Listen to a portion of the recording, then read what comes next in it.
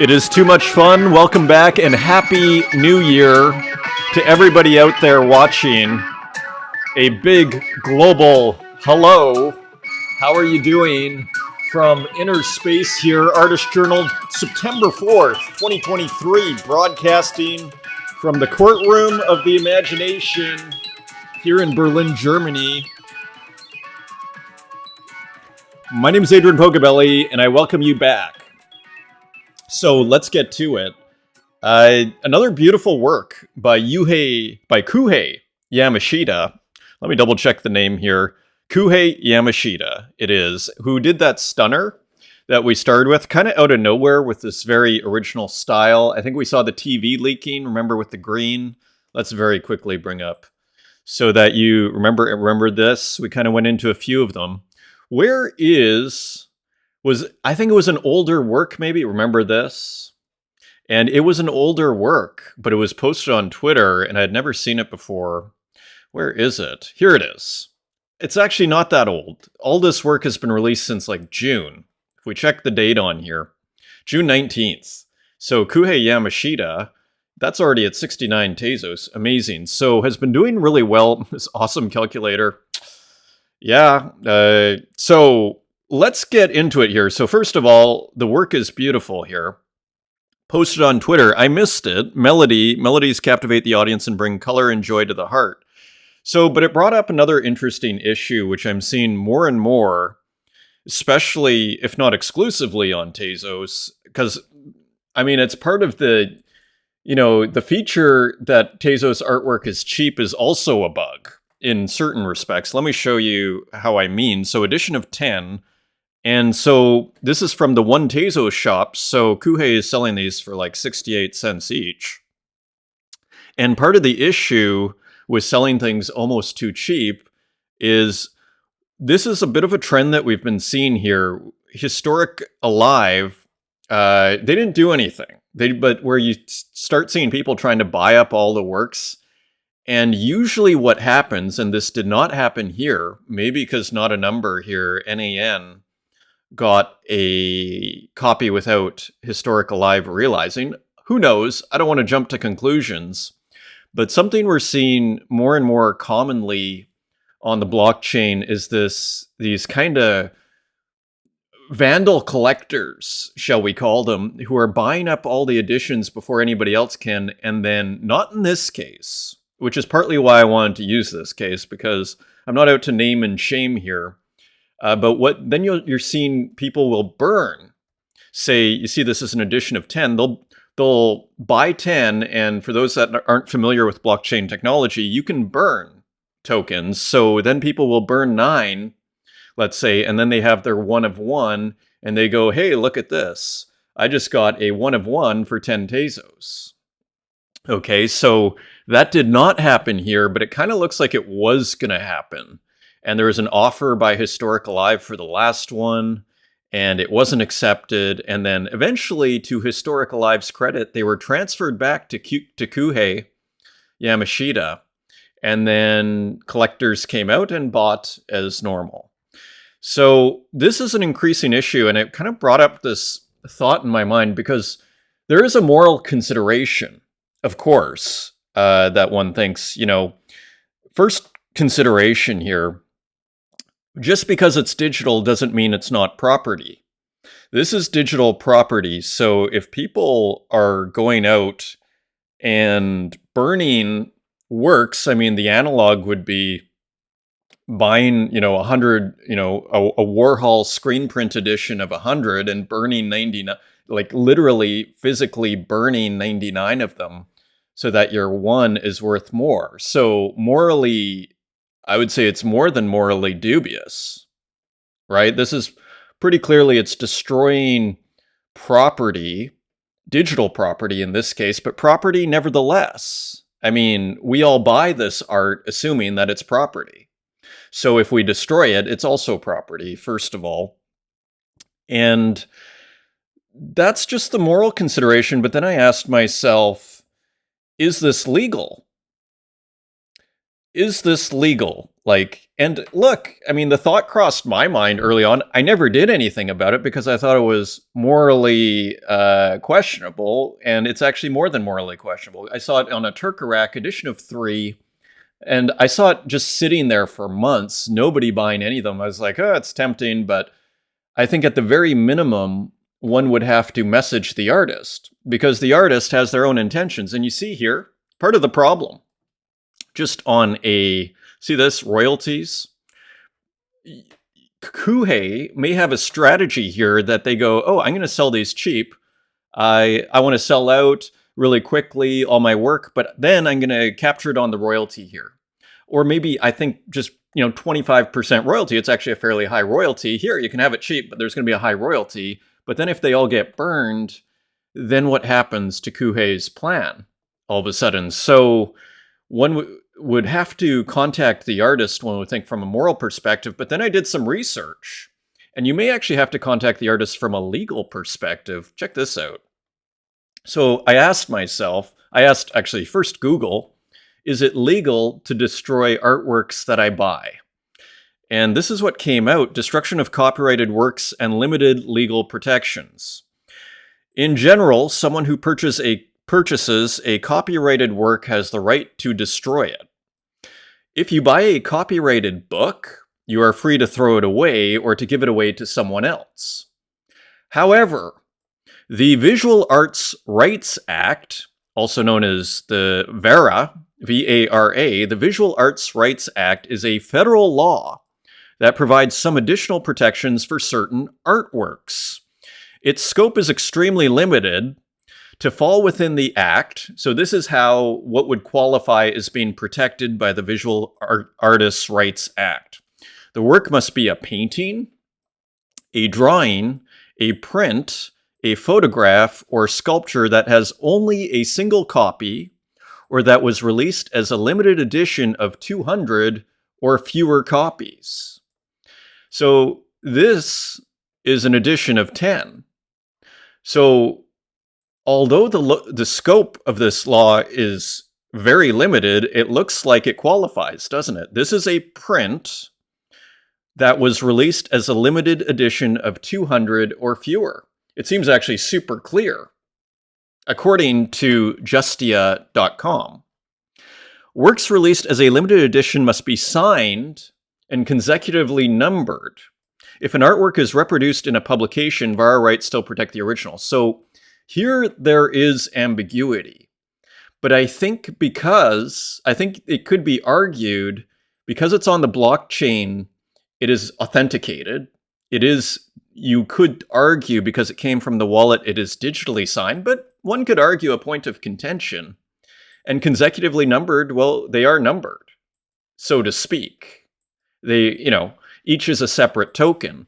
So it does seem like it would fall within this Visual Arts Rights Act.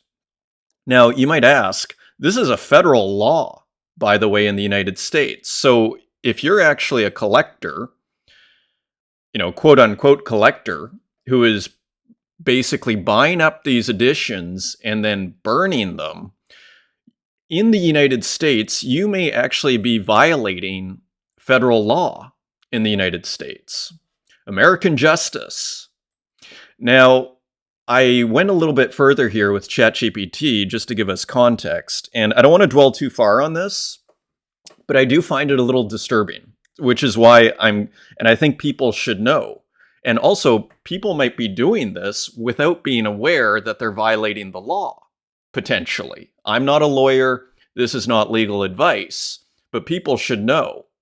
Because maybe they're thinking, oh, this is just a great way of getting a 101, screw the morality, I'm going to do this. Well, just so you know, the Visual Arts Rights Act of 1990 is U.S. federal law that grants certain rights to visual artists. VARA primarily addresses the rights of artists concerning works of recognized stature and gives artists the ability to prevent intentional distortion, mutilation, or other modifications of their works that would harm their honor or reputation.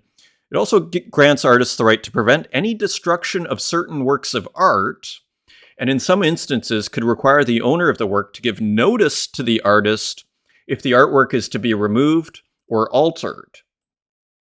So again, if one assumes that digital property translates to physical property, which I think is pretty clear, again, it starts to look, and again, not legal advice, but it starts to look like it actually falls pretty clearly, I would argue, within this context. This is the spirit, one could argue, of this legislation. Again, US federal law. Now, I also checked what are the penalties, just for our edification here. The penalties for violating the Visual Arts Rights Act can be both monetary and injunctive. If a person infringes upon the rights granted to artists under VARA, they may be subject to the following remedies. Actual damages and profits. So because why are people doing this? Probably because they think the one-of-one is going to be more precious. It'll be worth more money. It'll make their collection more precious, right? There's only one. It's a unique. And on the other side of this whole conversation, I think one of the learning things beyond all this legalese, one of the things we can learn is the preciousness of the one-of-one. You see how collectors, when they see a one-of-one, some collectors, they go bananas, so to speak. Like it really does put a work on a whole other level. So it really does, as an artist, you have to ask yourself, should I really be making this an edition? Because if this is a nice artwork, collectors may really want this one-of-one. So, Kuhei is selling this for 10 Tezos. I mean, maybe as a one-of-one could get 100 Tezos for these works. There's also another part in the damages. So, there are criminal penalties. Like, this is how serious this is. While VARA itself does not outline criminal penalties, other areas of copyright law do. However, it's essential to understand that criminal copyright infringement, so in order to do it criminally, copyright infringement requires the violation to be willful and either for the purpose of commercial advantage or private financial gain. So not only is this a violation potentially of copyright law, this could be considered criminal copyright violation, right? I mean, it seems willful and either for the purpose of commercial advantage or private financial gain. It is willful and it is for the purpose of private financial gain, potentially commercial, but let's call it private financial gain for your collection. So I just want to share that because it seems to be becoming a norm. And it looks to me, feel free to disagree, leave a comment. To me, it's starting to look like criminal copyright violation. Again, not legal advice. I have no training in legal advice, but just as somebody looking, it kind of looks that way to me. Feel free to leave a comment if you feel otherwise. So continuing on, back to the art. Kuhei Yamashita. So aesthetics, another stunner here. And so just very cool work here, working with these, I guess we'd call them spectrums of sort, and kind of almost has that analog video glitch kind of look to it, and using them kind of masks within masks, one could say. Masks are like flat areas that you kind of block out. So it's almost like the toothpaste here has been masked, that is coming out of the tube. And then here, just adding to the creativity, again, making it look easy. We see the curve of the toothbrush and the distortion, just adding to the fun. And again, this beautiful flat background, just awesome work here from Kuhei Yamashita, also released and only a Tezos. So very cool work. Big thank you and shout out to all 5 who have minted 10 military aircraft you have to know. So I'm adding to the promoted stories series on Zora. I just minted this, and here it is. And one thing, for Zora, if anybody from Zora would be watching, we need a maximize on the image just to make it larger.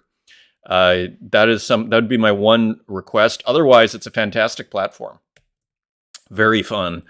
And so here is the work sort of up close and personal. And yeah, Again, playing with monitor outputs and sampling across layers. Also, big thank you. Sold Out of Mountains, finally. Edition of 10 from the 8-Bit Nature series. Thank you, Anonymous Collector, who also picked up the Forest. So that was nice, adding some Tezos to my wallet after a while here. So that is great. Quickly checking out the comments on last show. This was very helpful from Kyle Flemmer. Hi, Adrian. There's a guided tour mode. So referring to On Cyber.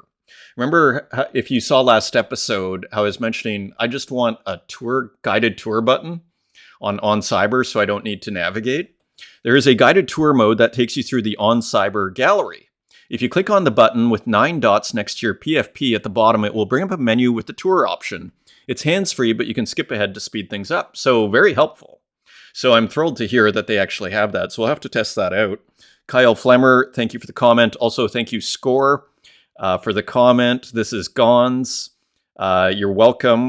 More than happy to feature. I think it's so cool that the digital artists are showing in the physical world, especially in this global NFT scene. I think it's super interesting. Santiago, thanks for the comment. And heck, this was very helpful.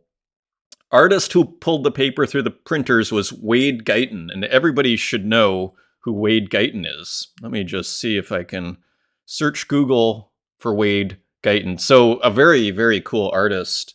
Uses printers. I first saw works by Wade Guyton at the old location of the Whitney. That was actually probably the first time I went to the Whitney. See these X's here? I actually didn't love the show. I learned to like Wade Guyton's work a lot over the years. I didn't love the show, to be honest, the first one. Anyway, but great artist. One of my favorite artists right now. It was a lot of X's and it felt more conceptual. But then as time went on, like it looks like here he's probably printing brushstrokes, which for me, and drips, I don't know if you can see that, that's where things start to get quite a bit more interesting for me traveling through the mediums. All of a sudden, it's like, okay, we were kind of discussing that with the drips and Jasper John's screen print from the other day. So, yeah. So, and of course, some of my favorite works are the New York Times screenshots. Let's just look. Yeah, these are probably my favorite. These are works that I wish I would have made. That's what I like. When I see this, I just go, oh. And what's interesting about what Wade Guyton does, and kind of part of his trademark, and using the process, revealing, kind of leaving your trail, so to speak. We talk about this in modern art oftentimes. So the trail here this is how wide the printer is, as far as I understand Wade Guyton's work. So you see there's this it's not matching up perfectly. That's become part of Wade Guyton's style. So he prints first this side, then maybe this side, maybe pulls it through a bit to distort it a bit, or makes it crooked somehow. And even here, you start seeing the printer is running out of ink. So, and there's a specific printer that Wade Guyton really likes. So anyways, thank you, heck, and I love this stuff. I mean, yeah. I mean, this is the food of a lot of my work, frankly, are just internet ads, screenshots. So huge fan of what Wade Guyton did here. What I kind of think to myself, just a brilliant solution. Because how do you do the New York Times? How do you do the news, a screenshot of the news and make it great? Wade Guyton has found a way. So really interesting artist, well worth researching. Back to On Cyber, I made the Agnes Evergrace. I made the most obnoxious On Cyber gallery you could never ask for. And what's kind of hilarious about this is, as obnoxious as it is, I find it one of the most creative On Cyber galleries. It's actually one of the most interesting, I would say, kind of amazingly. And I bet Agnes was probably just throwing things around here randomly, haphazardly. Let's put a couple of cars and everything. But it's actually a pretty cool looking gallery here. So cool work, and just kind of interesting how sometimes the less self-conscious you are of trying to make something great, sometimes the better it comes out. It's probably one of my favorite galleries I've ever seen on Cyber. We should try the tour on that. I should have brought that up. Continuing on, I'm Not Art. So this is the gallery, I think, that is doing the Patchwork Glitch exhibition that is co-curated by Sky Goodman and Empress Trash, which is now minting on Object. So remember that. So here we see John Cates, Sabato, and Empress Trash works. And there's Sabato's work that we saw the other day. So how cool is this? And Chicago's first NFT gallery, you can see written behind. So maybe a historic place here. Maybe a historic moment, and just very cool. The liquid halls of modernity. So just really awesome work. I think that's John Cates up there, so that must be Empress Trash. Very cool. Continuing on, one more photo. And this is from Sky Goodman before the crowd arrived. So at the opening, and I'm pretty sure Sky Goodman is based out of Chicago. And that's cool too. Put it object.com and everything. Referring to our earlier discussion on the minting, I thought I saw on Versum, and I actually checked this morning, it seems to have disappeared, but I thought when you minted on Versum, you could limit, or maybe when you list, you can limit the amount that a wallet can buy. Let's say you want to limit to two editions that a wallet can buy. If you can do that, I don't see why Object wouldn't implement that. And there are probably ways around that on the blockchain, just as far as this minting everything and burning all of them, except for one. But I would think it sure would make it inconvenient. Let's say if Object, started, putting little stumbling blocks like that. I'm sure there are ways to do it with smart contracts. But anyway, let's not get off topic here. We made our point at the beginning. So just more cool looking show here. This looks fantastic. I wonder if we have this later in the show. Because there's a work that kind of looks like that. Okay, a couple of comments here, and let's run through the rest of this. Rob from Foundation. I thought this was actually really interesting. Artists, please ensure your social media pages are linked to your Foundation profile. One of the things notable collectors like to do before they collect from a new artist is check their socials to see how active they are and what current projects they are working on. If you don't have any socials linked, it may deter collectors from collecting your work. And I wish I could remember where I saw it, but I just saw another thing from the contemporary art world. If you only have social media and you don't have a website, well, you aren't doing enough. So just all to say, there's no way around it. I was going to say, you can't win as an artist, but the reality is you're in a business and you're an entrepreneur. So in a sense, I agree. Actually, you should have social media. Otherwise, it's just not gonna. Why wouldn't you, right? And maybe for time, but you just should have it. And this is also true for a lot of contemporary art people that aren't on Twitter, right, or X, or however people want to call it. So yeah, so you should probably have. I mean, if we zoomed out here, you should probably have Instagram, Twitter, and a website. And then I think you're basically covered. But interesting, I think it's just important for people to know. I assume most people that watch this basically, but who knows? I don't know that actually. This is super interesting, strange thing. So this is something that happened while I was on vacation that SuperRare put a brilliant use of their token. I've been sitting on my tokens since the airdrop 2 years ago. And there was never much use for them, but they have come up with a brilliant use for them. So Strange Thing, who's also on SuperRare, just created my curation pool for SuperRare Rare Protocol, where stakers are rewarded with a portion of marketplace fees when the stakee sells NFTs in the marketplace. So in other words, let me bring up the page here. So this is app.rare.xyz, the SuperRare protocol, Rare Protocol, a curation protocol for NFTs. So basically, I mean, look at this, and I brought this up. You can basically be, an early investor here, so to speak, on Tyler Hobbs, whose works sell for $100,000, oftentimes, sometimes a lot more. There's only 3 stakers here, and the earlier you are staking on here, the more you kind of get. It's sort of like this curved, as far as I understand, this kind of curved thing. So the earlier you are, so all to say, it's super interesting. I actually set up, I was actually really pleased someone put in 1,200 there. So that was really nice to see. So let's just read a little bit more. Rare holders stake tokens in support of other people, so you stake with the artist. Whether artists, collectors, or curators, staking someone gives them a social boost and provides a curation signal to the ecosystem. So the more people want to stake in a certain artist, kind of the higher up the food chain they are. And I just think it's really cool. A brilliant use of the token there. So just really interesting to note there. So app.rare.xyz, check it out. I think it's super interesting. And look, I mean, Tyler Hobbs. So that is pretty cool. Good use of the token, seemingly. Let's see what happens. Dan Control, being an artist who joined these spaces relatively late, I've never experienced a bull market that everyone praises and remembers with nostalgia of so many sales and, of course, high sales. Maybe this is good. For me, this is my bull market, and I'm proud of it, and you all. So just a really cool comment here from Dan Control. This is my bull market. Beautiful. And Dan Control is doing wonderful. And it's actually pretty amazing that Dan has come after the bull market, that historic bull market, which is probably why people talk. It was probably the biggest bull market of all time, 2021. So yeah, cool comment and just interesting comment from Dan Control.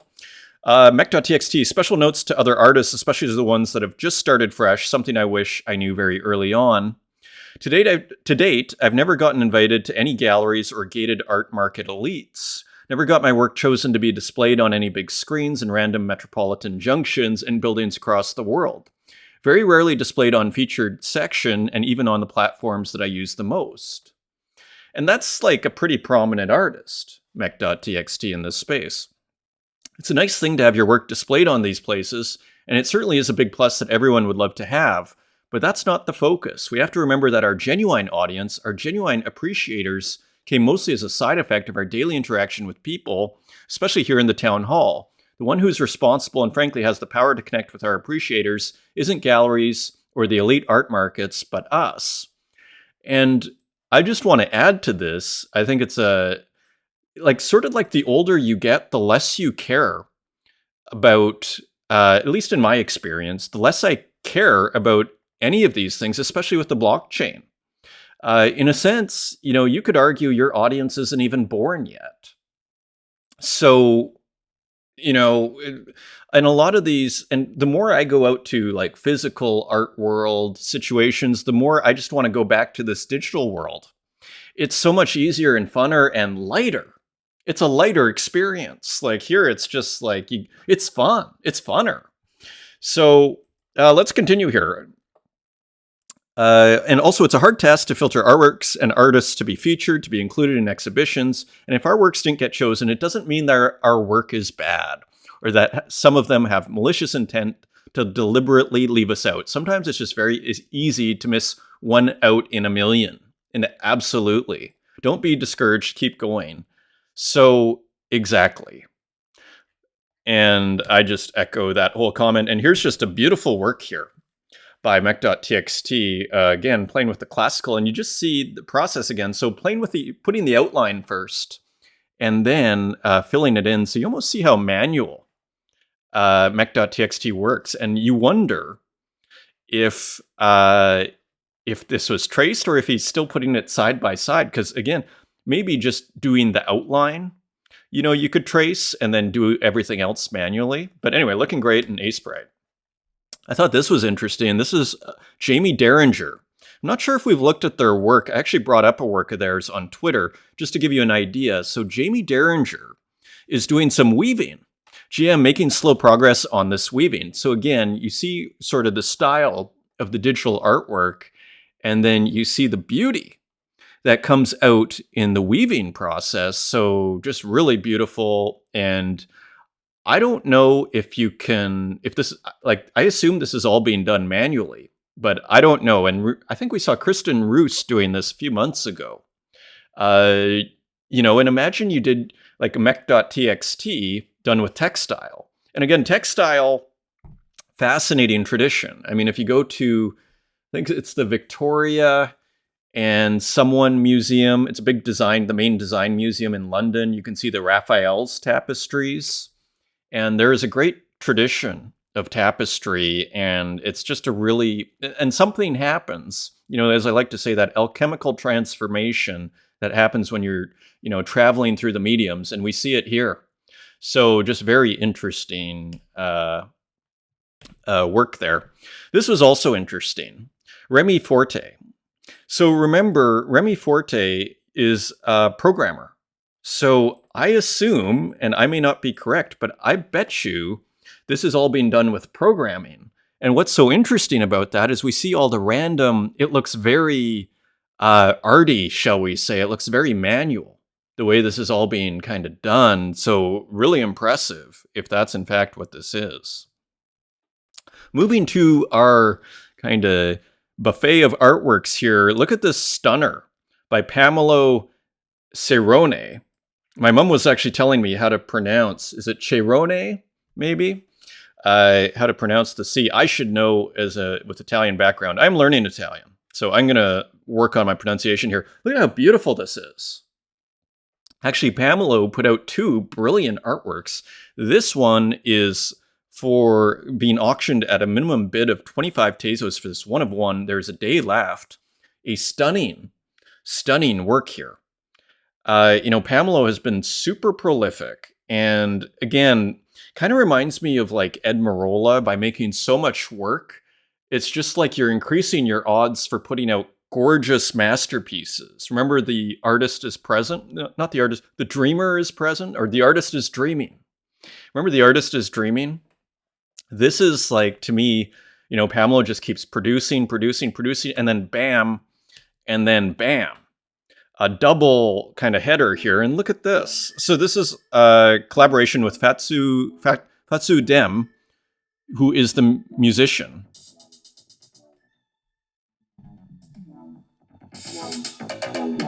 Like super cool music too. So we bring the new year on in style.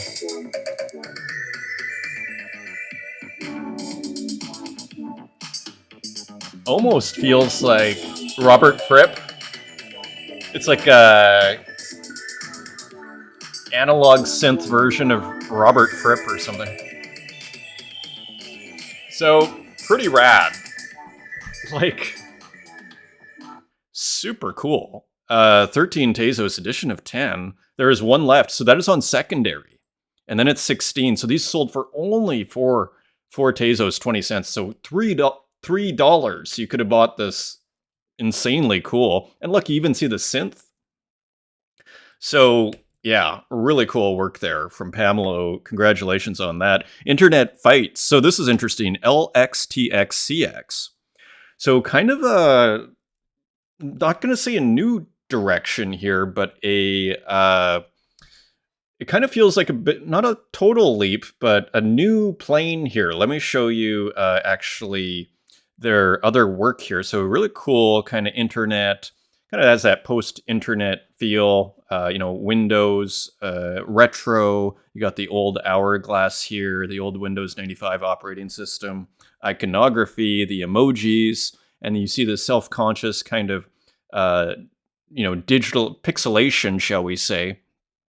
Internet Fights. So 11 and cool topic, almost originally featured on the New York Times. Wow, how cool is that? And so here's some of the other work by LXTXCX, PNG Wizard. So as you see here, you see hints of some of these other works, and I guess you see it here, but it really feels in this work like everything is just clicking here. So a really nice work here from LXTXCX. Continuing on. Guru Hyena, and I'm not sure if we've looked at their work before. I'll bring up their page. Just kind of an interesting kind of digital experiment here, GM, with what looks like some maybe Japanese writing. Found unknown old folder, and not sure. Gugu Experience is the name of the series. And let's give Guru a follow here. Very cool here. Very, very cool. So really cool experimentation from Guru Hyena. This was also interesting. I was in Kristen Roos's collection there, and I discovered this artist, Carson. This is all coding this. And so you see the logo for X or Twitter and pretty cool. I mean, one thing's to do this kind of manually, another thing's to code this. And again, it's like that roughness, that unexacting kind of look is really just, it's very satisfying and very arty. The non-perfectness, how it goes outside the outlines, beautifully done. You look, it looks like there's random, R equal random. So maybe working with random in the code, potentially. Very cool. This came out about a month ago, July 24th. So very, very cool here. And here's some of their other work. Carson, I make games and game art, currently studying game design. So very interesting. I brought up a couple of other works too that really just kind of leapt off the screen at me. Here I don't see the random. I wonder if this is the code, right? This looks like the code. So just super interesting. And I love actually how remix of one of your previous works by Carson Compen. So this is probably the code for this. So pretty interesting, beautiful art here from Carson, January 2023, day 31. And here's one more, January 2023, day 22, Shadows. And again, this looks like the code, only 8 Tezos, edition of 10. Might have to pick that up, but I think I only have 7 Tezos in the wallet here. So pretty cool work. Very cool work. And beautiful, I might add. I love how, one thing I really like, you see how it's red, orange, it's like the rainbow until the very end, and then it's just the orange. That is very cool. So continuing on, Sabato. Look at this super cool pixelated sunset landscape, a glitch sunset from Bimini Run. So I assume this is from a video game, but it looks like the pixelation is too small for your typical Nintendo glitch ROM. So all to say, really beautiful work here from Sabato. I didn't see it minted anywhere, but I assume it will be at some point. And mech.txt, I mean, it's incredible. Arise, Daughters of Eve. It's incredible how much work that mech has that seems to not be released, and just awesome colors here. We see that light gray and then shifting through the different grays, almost like gray and orange, even though it's more like a neon kind of pink peach.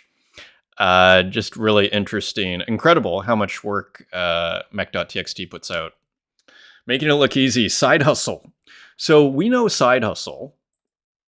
Side Hustle is the artist who's taken a bit of a break, who does these super cool interiors, GIFs, very prolific, has been experimenting a lot. Again, these kind of interiors with synths, which I'm a huge fan of. And also did those Giorgio De Chirico works. Let me see if I can bring those up quickly here. The sweaters. So we know the Side Hustle has collaborated with LB on that awesome series. Very interesting series there. And this piece here. So, one of those artists you might be able to kind of come in now and get kind of cheap. So, new experimentations here. Moire Beach, Pixel Nachos 2023. So, playing with pixelation, but in a whole other different kind of style here. Look at the sun with these horizontal lines, but then gradients over top. Very interesting experimentation. You see the reflection of the sun in the water. Very original looking. And so edition of 10 for 5 Tezos from Side Hustle. Great to see them back. This was a super cool work. Pomelo. So let me get... The music's surprisingly similar, isn't it? In style to our last one we listened to. By Pamelo Cerrone. And the musician.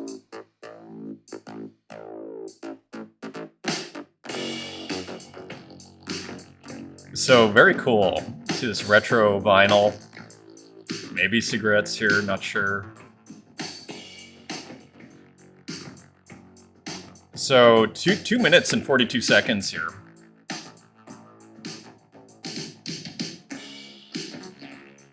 And a nice track.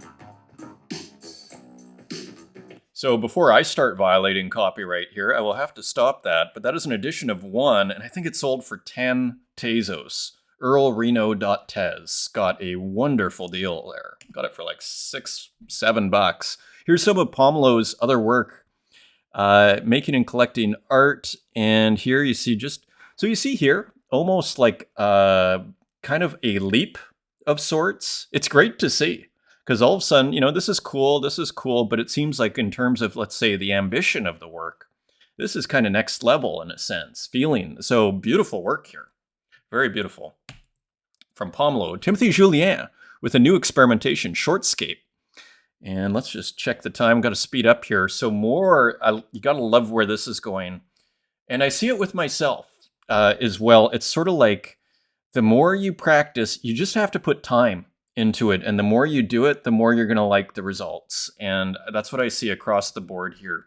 So if you're, unhappy or you feel like you're not doing work that you feel you could be doing, you just have to sit yourself in front of your, tablet, computer, or canvas, whatever the case is, and just keep working through it until it starts coming out the way you like. There's no shortcuts. So beautiful work here from Timothy Julien, 50 cents, 50 Tezos cents. Pippi Universal. It looks like a hawk is being interviewed here. And there we have a microphone and this beautiful kind of collage style here, this time with a bit more action in terms of it's being gifified, as I like to say here. And this is called Importante by Pippi Universal, edition of 5. And there are 2 left. Cool work. And here's another kind of mysterious one, Para Pensar, and really nice. I love Pippi's work here, these collages, and then just this great design in the background. And here, this looks like a meme that has kind of been treated here, so kind of mysterious there. 8 Tezos, and there's 1 left.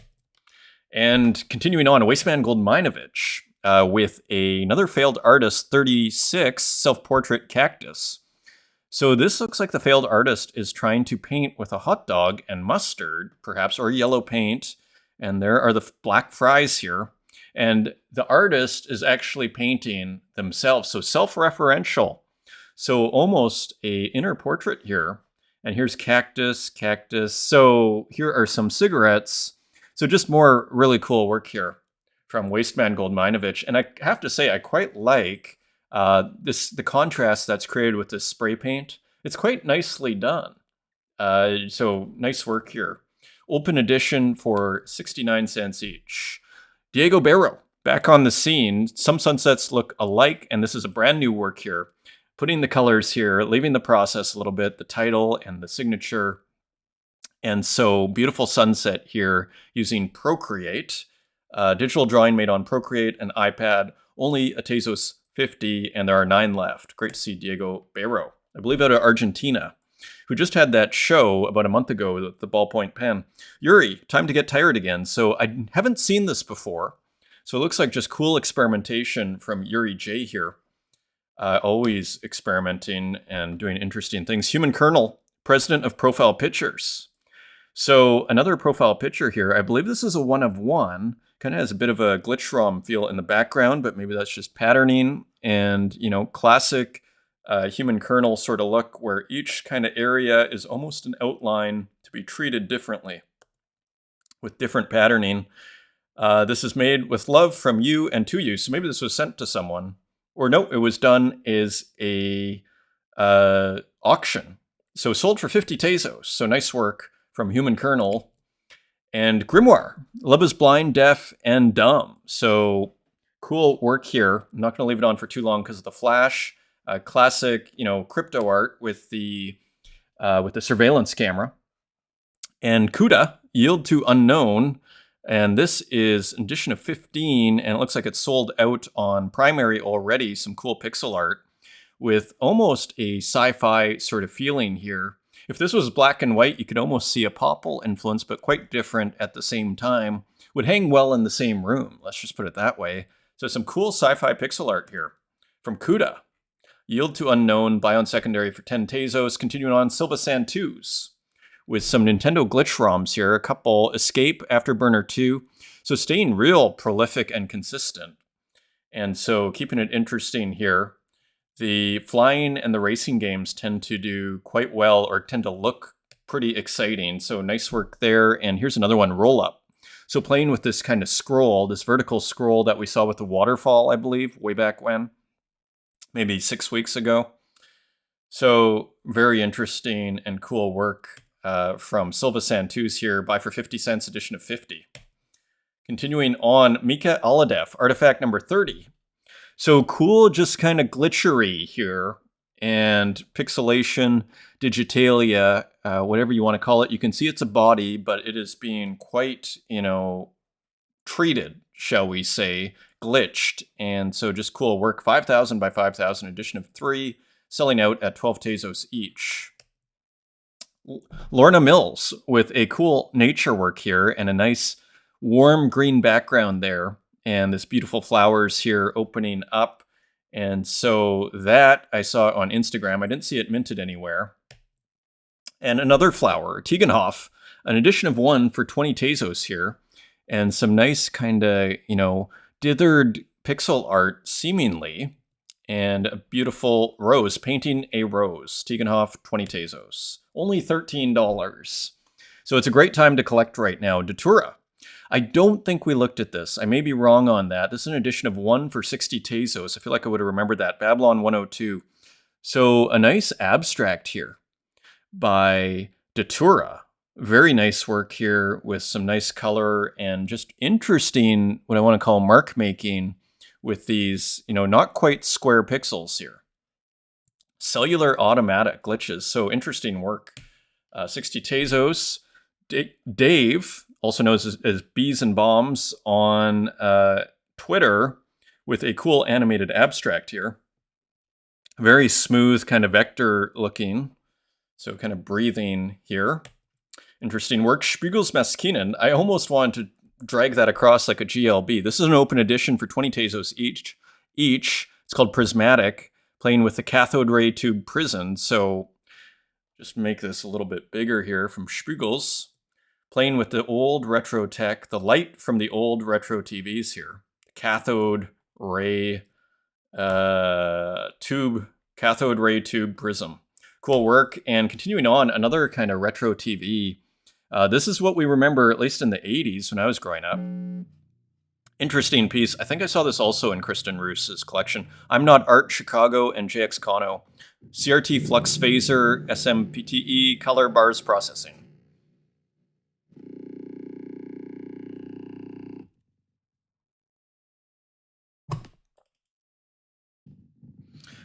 I thought my video just cut out there. It was the work. So I can't show the whole thing. Very cool work. Edition of 25 for 38 Tezos. So selling for a nice price there. Kyle Flemmer with a couple of cool works. Oppenhomer. So playing with the analog video glitch here. And playing also with pop culture with the new Oppenheimer movie, which I have not seen. I haven't seen any movies this summer, actually, because I was moving. But maybe now I can see one. Cal Flemmer, 50 Tezos on secondary now. Selling out on primary at only a Tezos 50. So here is another one. Oppenheimer. And just a very cool glitch of The Simpsons here. And continuing on, Sky Goodman with an auction. Kind of a different take on the sneakers here, isn't it? So here we see... Again, it almost feels like a collaboration, but it's not. So a different take here. This interesting kind of print in the background, what looks like kind of a mirror, and then some sneakers here, all unified by color. AI artwork, Silver Lowe's standing paperweight. So this is the paperweight and abstract digital artwork frame. Very interesting. 1 of 1 for 25 Tezos at auction. A beautiful work here. Almost photographic, but still painterly. By Mikey de la Creme. Mikey Wilson, reserved for 0.1, almost has those colors of those kind of 19th century, 18th century paintings. Beautifully painted fire. So a beautiful painting here. Look at how painterly it is in there by Mikey Wilson. Does it say what character this is? We were seeing G.I. Joe. So Great Whites. So Jay-Z is being quoted here. Interesting. AI and AI Midjourney. So maybe that's a self-portrait of sorts. Beautiful work. Great color. Soom with a work post room number 4. So we have seen the other 3. And here, I think we actually get a few more clues. Beautifully done here. Really original. I've been examining the relationship between postmodernism and artificial intelligent art under the titles of creativity algorithms, destructive, constructive approaches, and who is the creator of art for a long time. In this process, I thought that the room paintings I obtained through artificial intelligence are actually postworks of the new generation art. For this reason, I decided to bring such a series together with you here with a title that should be in this period when we create the art of the future. Very interesting. So selling out, and now on secondary for 70, and selling out for only 4 Tezos. So art is cheap right now on Tezos, all to say. And a really cool work here combining drawing and GIF here. 40 drawings on a single sheet of paper, digitally colored. So interesting work here. And we'll look at the artist's name. I see anonymous here, but this was sent to me, and so I should know the name here. So very cool work here. And nice kind of minimal color here, and just an interesting concept. This looks like digital coloring over top. So really mixing media here to good effect and actually making it fairly natural looking here. And you gotta love that kind of gradient on the fingers of the light on the fingers. Let's see if we can actually bring up the name of the artist. Online Walking. This is on Zora. And are we going to be able to bring it up? It's unfortunate. I'll see if I can get the name for next show. But this is on Zora. Online Walking, do the search, only 4 minutes. And this is hilarious. Look at Walk, do this court scene, hugs. And so just brilliant kind of capturing of the news. I hadn't seen any of this, but so that was even more interesting. Seeing the news, but first through an artist's eyes, through the transformation of an artist and the commentary of an artist. Hugs. Very interesting. And so the power of putting art on Twitter, isn't it? Because people generally go to Twitter for their live news if something is happening live. So what happens? Again, I've been bringing this up since the beginning of this show. What happens when artists start to do art of the news, and then almost in real time where you are starting to see the art before maybe the news story? And I find that exciting and profound and raises a lot of very interesting, fascinating questions. Continuing on, Demon Ego was a really beautiful work here. Censored images of bloody wars. This is a 1 of 1 for 88 Tezos, only $61. And here we see this appears to be a physical NFT, and we see the notebook here, and a lot, almost like graph paper done manually. And then over top we have real kind of graph paper, but on a translucent background. Beautiful colors going across the whole, picture plane here over both pages. We see this big horse, beautifully done. I mean, Demon Ego, another beautiful work here. And look at Dan Control, old still life. So Dan Control can paint, in case you didn't know. Like, here's some beautiful, very beautiful work. Beautiful oil painting, seemingly, from Dan Control. Amazing. And Tater Tots, Sina Makosa, sticker number 16, Saturday Slaps Weekly Series. And this also looks like a physical NFT as we round out and wrap up the show. Nice kind of layering here. And that is available for $250, and there are 13 left from Tater Tots, and just some kind of sculptural painting here from Joao Salazar. Look at this building just kind of melt. So very cool there. And another one from Joao, Compressed Narratives 13, Plasticine in Acrylic Box. So there you see some people. So very interesting and cool work, taking an idea to an extreme here. Just awesome work here from Joao as usual. And that is your show, my friends. Thank you for joining me. And until next time, take care.